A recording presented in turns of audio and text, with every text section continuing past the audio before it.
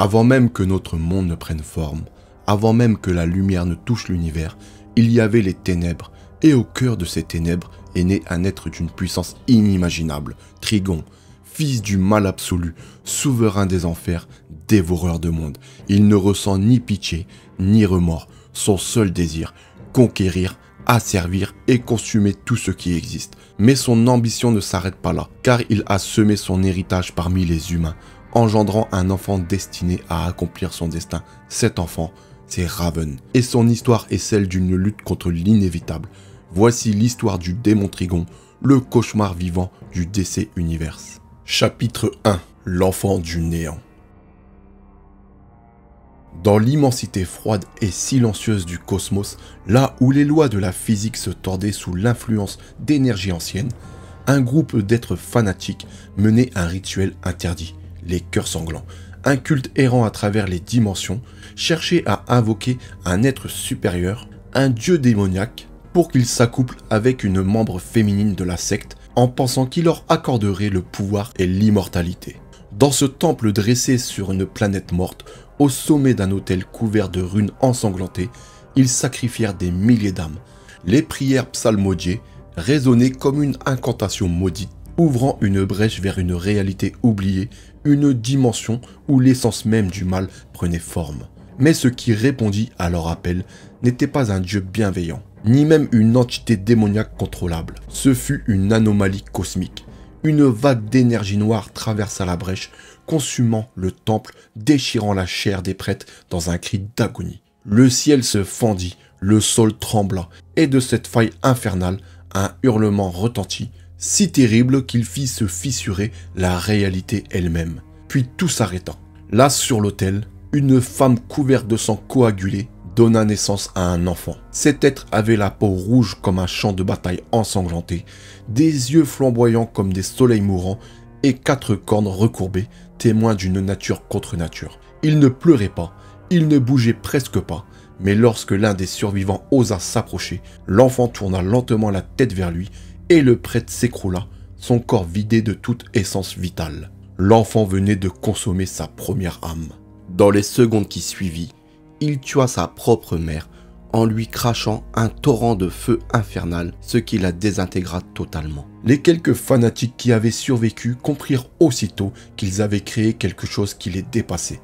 Mais au lieu d'éprouver de la peur, ils virent en lui l'accomplissement de leur prophétie. Ils l'élevèrent, lui enseignèrent les arts obscurs, lui inculquèrent la haine des faibles et l'amour du pouvoir. Mais Trigon n'avait pas besoin d'apprendre, il savait déjà.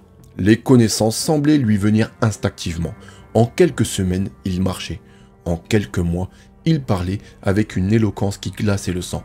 À peine 1 an après sa naissance, il possédait une conscience bien plus évoluée que celle des mortels. Il comprenait ce qu'il était. Un être supérieur, une aberration, quelque chose qui ne devait pas exister et pourtant qui était là. Son pouvoir grandir plus vite que prévu. Il ne se contentait pas de tuer, il absorbait. Chaque âme dévorée nourrissait son essence, chaque vie arrachée le rendait plus puissant. Les membres du culte, autrefois ses guides, devinrent ses serviteurs puis ses victimes. Lorsqu'il atteignit l'âge apparent d'un adolescent, il se retourna contre eux, éliminant sans pitié ses propres créateurs. Non pas par rage, non pas par vengeance, mais par simple nécessité. Il n'était plus utile. Libre, Trigon quitta la planète de son enfance, marchant sur la surface dévastée, contemplant le vide interstellaire. Il n'avait ni vaisseau, ni portail pour voyager, et pourtant, il savait comment ouvrir des passages. Il tendit la main, déchira la trame de la réalité et pénétra dans un autre monde. Ce fut là qu'il commit son premier véritable acte de destruction. Une planète prospère, où régnaient des êtres pacifiques.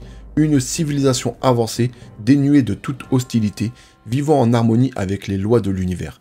Trigon leur apparut comme un dieu venu d'ailleurs. Ils leur offrirent un choix, se soumettre ou périr. Ils refusèrent, alors il fit ce qu'il savait faire de mieux, il les dévora. Pas seulement leur corps, mais leurs âmes, leur histoire, leur culture, leurs souvenirs. Rien ne subsista de ce peuple, pas même une trace de leur passage dans l'univers. Leur essence devint une part de lui, et son pouvoir grandit encore. Ce jour-là, Trigon comprit une vérité essentielle. Le pouvoir ne se partage pas, il s'impose. Et le reste de l'univers allait bientôt apprendre cette leçon, car il n'allait pas s'arrêter là, jamais. Chapitre 2. Le premier massacre. L'univers était vaste, infini, mais il était aussi faible. Trigon n'avait aucune attache, aucun monde à appeler sien.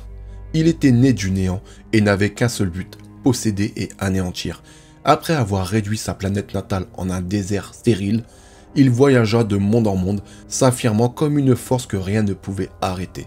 Et pourtant, parmi les innombrables réalités qu'il traversa, une seule attira réellement son attention. Un monde hors du temps, un sanctuaire de paix et de lumière, le royaume d'Azarat. Azarat était un monde que peu connaissaient.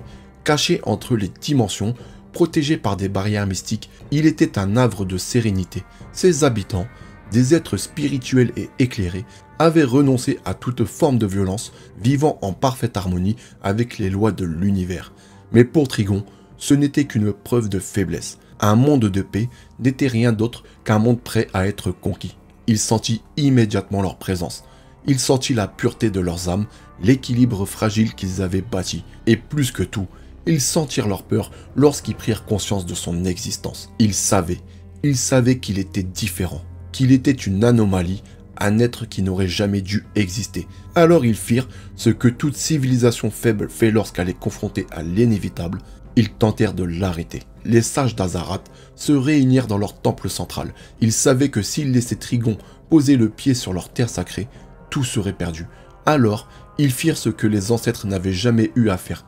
Ils attaquèrent. Unis, ils canalisèrent une énergie pure, une lumière que Trigon n'avait encore jamais affrontée. Une magie ancienne, forgée pour contrer les ténèbres les plus profondes. Et lorsqu'il se présenta à leur porte, ils libérèrent toute leur puissance. Une explosion de lumière traversa le cosmos. Des torrents d'énergie sacrée frappèrent Trigon de plein fouet, essayant de le sceller, de l'effacer de l'existence. Mais cela ne fit que le renforcer. Trigon ne connaissait ni la douleur, ni la peur. Il ne vivait que pour dévorer, pour écraser. Il absorba leur lumière, en fit une partie de lui-même et marcha sur Azarat comme un conquérant invincible. Les murs du sanctuaire s'effondrèrent, les cieux s'assombrirent et un à un, les maîtres d'Azarat tombèrent. Le massacre dura une seule nuit. Trigon ne tua pas comme un simple guerrier. Il ne se contenta pas de répandre le sang. Il brisa leur esprit. Il les força à voir la fin avant qu'elle ne vienne, à comprendre que leur sagesse, leur pureté n'avaient aucune valeur face à un être comme lui. Il se nourrit de leurs âmes, les vidant de leur essence jusqu'à ce qu'il ne reste plus que des coquilles vides. Azarat, qui avait survécu pendant des millénaires, devint un désert spectral, un monde où l'écho des âmes perdues hurlait dans le néant. Trigon se tenait au centre des ruines, contemplant son œuvre, et pour la première fois, il ressentit une étrange satisfaction.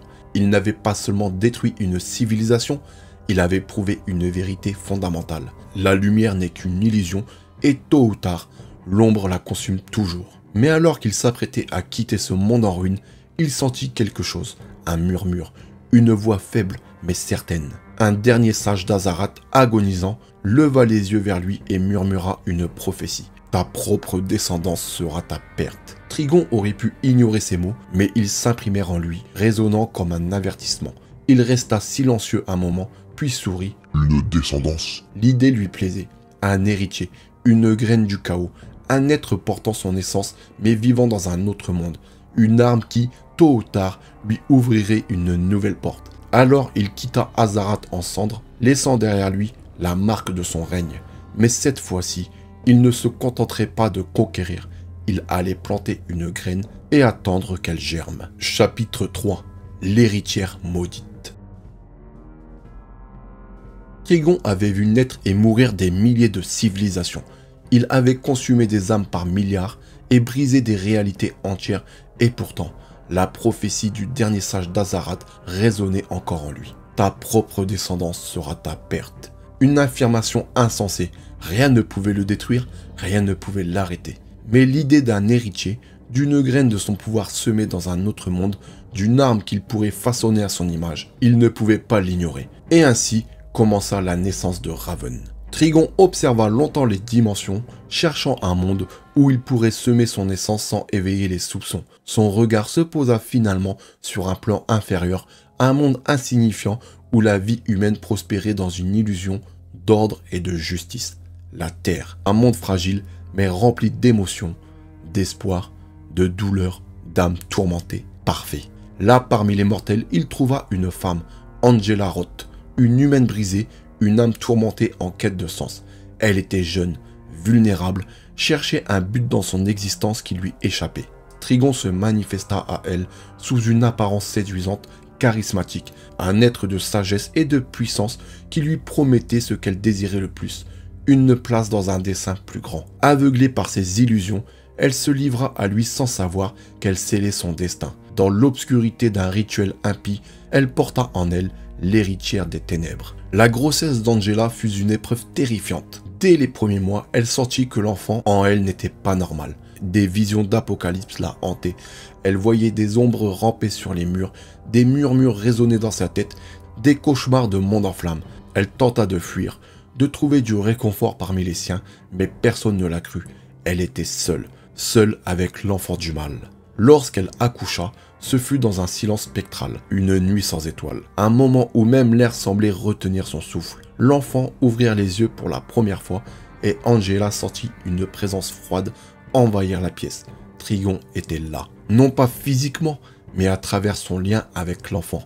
Il voyait à travers elle, il ressentait à travers elle. Elle était son encre dans ce monde. Mais Angela, terrifiée, comprit enfin la vérité.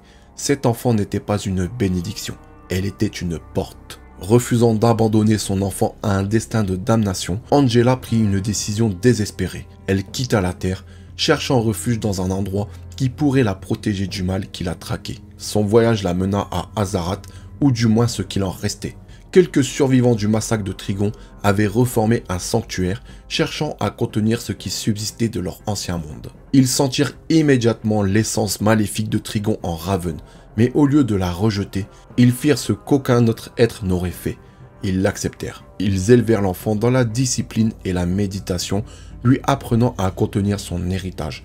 Ils lui enseignèrent qu'elle n'était pas condamnée à suivre les traces de son père, que son destin n'était pas scellé. Mais Trigon, même depuis son royaume infernal, observait. Il savait que le jour viendrait où elle faiblirait, où elle ouvrirait la porte. Et ce jour-là, il marcherait enfin sur terre, non pas comme un conquérant, mais comme un dieu. Chapitre 4. La chute des titans. Raven avait grandi sous la lumière pâle d'Azarat, entouré de moines et de sages qui lui avaient enseigné la maîtrise de ses émotions. Pendant des années, elle avait contenu la voix de son père, réprimé la noirceur qui voulait la consumer. Mais elle savait une chose, on ne fuit pas Trigon. Il était toujours là, à travers les ombres, dans ses rêves, dans chaque battement de son cœur. Un jour, il viendrait pour elle. Le moment tant redouté arriva lorsque Raven quitta Azarat pour la Terre. Elle voulait prévenir l'humanité du danger imminent, rassembler des héros capables de l'aider à repousser son père. Elle trouva les Teen Titans, une équipe de jeunes combattants menée par Damian Wayne. En eux, elle vit un espoir, mais Trigon vit une faiblesse. Car contrairement aux anciens sages d'Azarat, les Titans étaient humains. Ils ressentaient la peur, le doute. Et Trigon savait comment briser un esprit, alors il attendit. Raven sentit son influence grandir jour après jour. Ses cauchemars devinrent plus réels, ses pouvoirs plus instables. Puis un soir, alors que la lune baignait la terre d'une lumière rougeâtre, elle entendit sa voix. « Il est temps. » La douleur la transperça, un portail s'ouvrit dans le ciel, un gouffre béant de flammes et de ténèbres, et Trigon apparut. L'invasion fut instantanée. Dès que Trigon posa le pied sur terre, l'atmosphère changea. L'air devint lourd, le ciel s'obscurcit, et la réalité elle-même sembla se plier sous son influence. Les villes tombèrent en quelques heures, les océans bouillèrent, les âmes des vivants furent arrachées à leur corps, absorbées dans l'abîme de son royaume. Les titans impuissants assistèrent à l'anéantissement du monde. Et au centre du chaos, Raven. Elle voyait ce qu'elle avait toujours redouté. Elle n'était pas une guerrière, pas une héroïne. Elle était la clé de sa victoire. Son père l'avait conçue pour ça, pour être le pont entre son royaume et la terre. Mais quelque chose d'inattendu se produisit. Trigon, dans son arrogance, avait sous-estimé l'humanité de Raven. Elle n'était pas une fille née des ténèbres. Elle avait connu l'amour, l'amitié. Elle avait choisi son propre chemin et pour la première fois, elle décida de l'affronter. Elle se dressa face à lui, utilisant non pas la rage ni la haine, mais une force qu'il ne comprenait pas, le pardon. Elle l'accepta en elle, non pas pour le servir, mais pour le contenir. Trigon sentit son essence se contracter, sa puissance se disperser. Il tenta de lutter, mais c'était trop tard. Il avait sous-estimé le seul pouvoir capable de le vaincre. Raven scella son âme, elle referma le portail, et Trigon, le destructeur de mondes, fut renvoyé dans son royaume, enfermé derrière des barrières qu'il ne pourrait jamais briser seul.